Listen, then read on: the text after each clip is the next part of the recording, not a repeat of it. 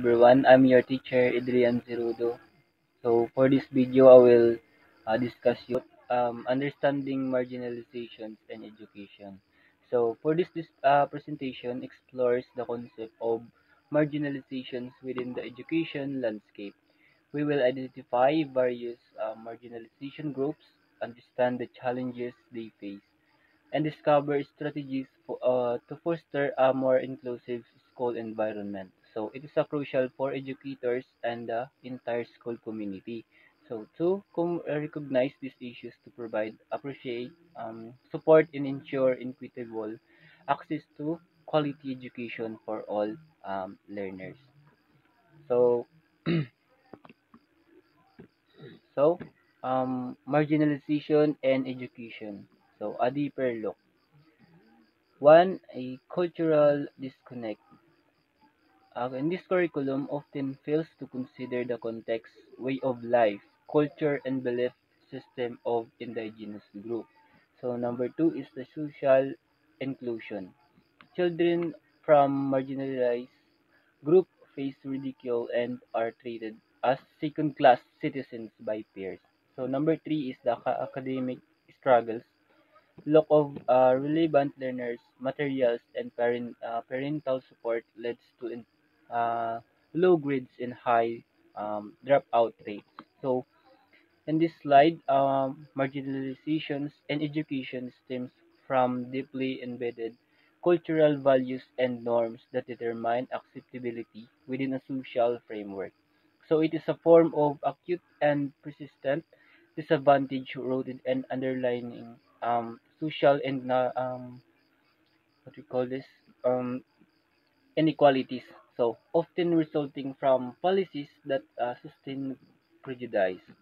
So this can lead to lower educational entertainment and the loss of cultural identity for effective groups. So next is um, the theory of marginalization. So origins of the theory, the concept of marginal man describes personality traits. So arising when an individual is positioned between two unmatched social environments. So from Robert Park and Everett B. Stonekes, focus on individuals uh, born in one's cultures and immersed in another, leading to enduring interactions with a different culture, religion, or language. So next is a cultural hybridity. So Park defines a cultural hybrids as someone living intimately and two distinct people lives. So unwilling to break with their past but not accepted by the outside world. So the rejection can lead to a crisis experience. So highlighting that marginalization often begins before schooling and persists into adulthood. So marginalizations arise from cultural values. So this is the belief and the norms that determine social acceptability. So it is defined as the state of being considered unimportant, so undesirable and unworthy. So insignificant and different, resulting in inequity. So unfairness, deprivations, and enforced lack of access to mainstream power. So next is Michu's framework for inclusion. So number one is opening doors. Enable student voice to be heard through various methods like drawing, role playing, and interviews. So number two is looking closely. Examine gathered data to identify students experiencing marginalizations, ensuring ethical um, considerations. So number three is making sense. Share concerns about marginalization with learners, focusing on issue without naming and individuals. So from this slide, Michu's framework emphasizes collaborative actively so between young people and adults to promote inclusions. It's a flexible four-step cycle process that consider contextual. So the factor like curriculum and societal system. So the process ensure a continuous attention to marginalization, fostering a shared goal of inclusion. So that's for our next slide. So our next slide is all about different learners and marginalized groups. So it includes child laborers, so indigenous people and abuse. So first is the child laborers. So work deprives children of childhood and development, often linked to poverty and lack of education. 152 million children globally are in child labor, with 73 million in hazardous work. So the next is indigenous people. So this is descendants of pre-colonial societies, often deposed of land and culture. So face human rights abuse, poverty, and lack of quality education adapted to their um, context. So next is the abused children. So abused children is experience a physical, emotional, or sexual ill, or what we call treatment. So neglect or exploitations. So lifelong effects on physical, cognitive, and socio-emotional development. So for this section highlights various groups facing marginalization in education.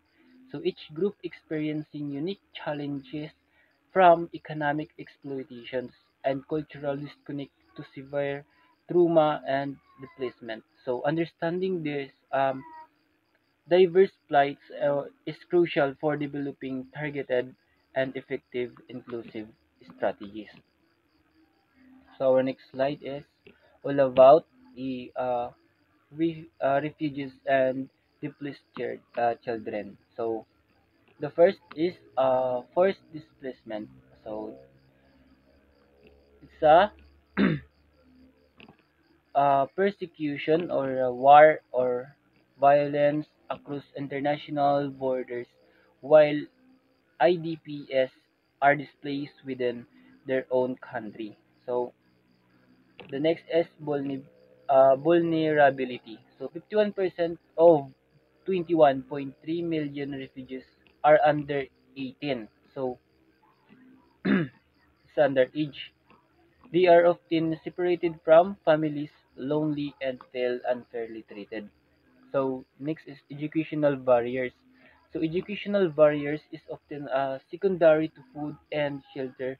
Host countries may lack resources, and language barriers hinder learning.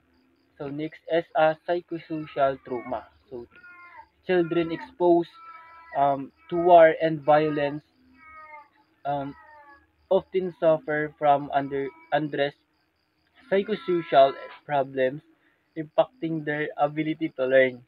So, so this slide, refugee and internally displaced children face an immense challenges, including insecurity, family separations, and limited freedom of movement. So despite education being human right, so these children often lack of access to quality schooling due to resource scarcity, so language barriers and unrest trauma. Their future depends on serious efforts to make um, education work for them. So our next slide is all about children and conflict zone. So the first is extreme violence.